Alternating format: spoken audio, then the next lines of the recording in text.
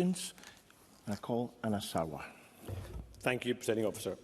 This week, Peter Murrell, the former CEO of the SNP, pled guilty to embezzling over £400,000 of supporters' hard-earned cash.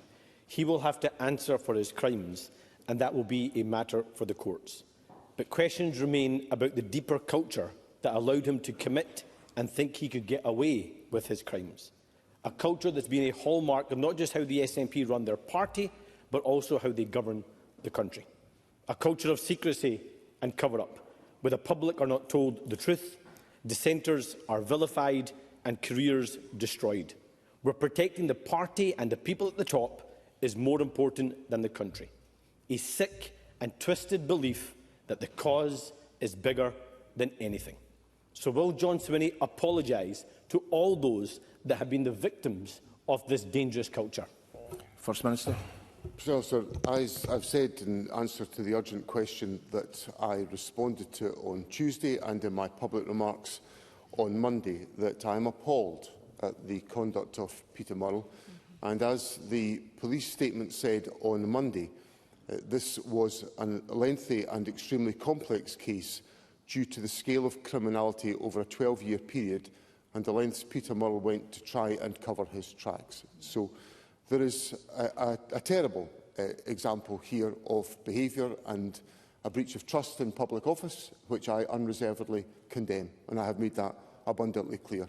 And the members of my party who have lost out as a consequence of seeing their donations and contributions used for the purposes for which they are intended, and I'm one of those people because I'm a contributor to the SNP, as are all my colleagues, are people who have live with the consequences of this totally unacceptable actions. Now, in relation to these issues have been addressed by a lengthy police investigation, and Peter Murrell is now facing the consequences of those actions. As for the remainder of Mr Sarwar's comments, can I simply say this? Mr Sarwar peddled all this for the last 5 years, unreservedly, aided by his deputy sitting beside him, and the people of Scotland made their verdict on the 7th of May, and they returned it. And they returned 58 SNP MSPs to this Parliament, and the Labour Party were reduced in their number. I think Mr Sarwar should change his script, because his script is not working.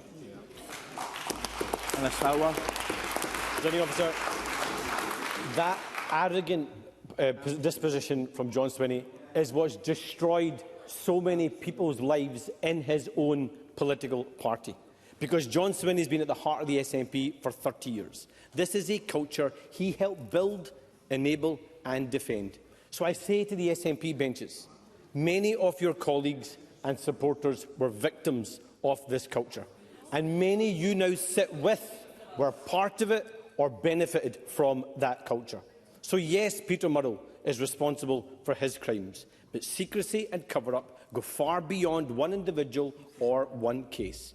At its heart is an SNP culture where secrecy became normal, dissent dangerous, and people learnt that speaking out carried a heavy price, all while those at the top of the SNP machine operated without scrutiny. Yesterday we called for a parliamentary inquiry, as this is now a matter of public trust and integrity in office. John Swinney now says he believes in honesty and transparency. So prove it. Will he back a parliamentary inquiry? First Minister. No, I won't back a parliamentary inquiry on this issue. And the reason why I won't back a parliamentary inquiry is that we've just had a police investigation which has gone on for 5 years.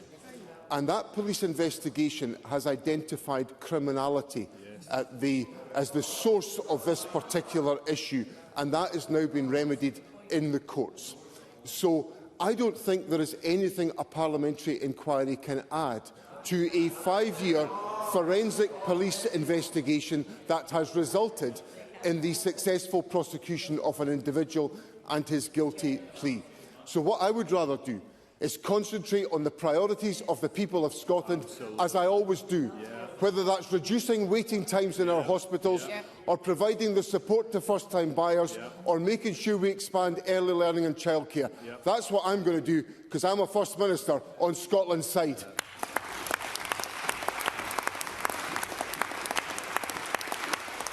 Anna Sarwar. Presiding Officer, a parliamentary inquiry is not to look into the criminality. That's, of course, for the police. This inquiry is to look at the culture, the process of decision-making and lessons for the future.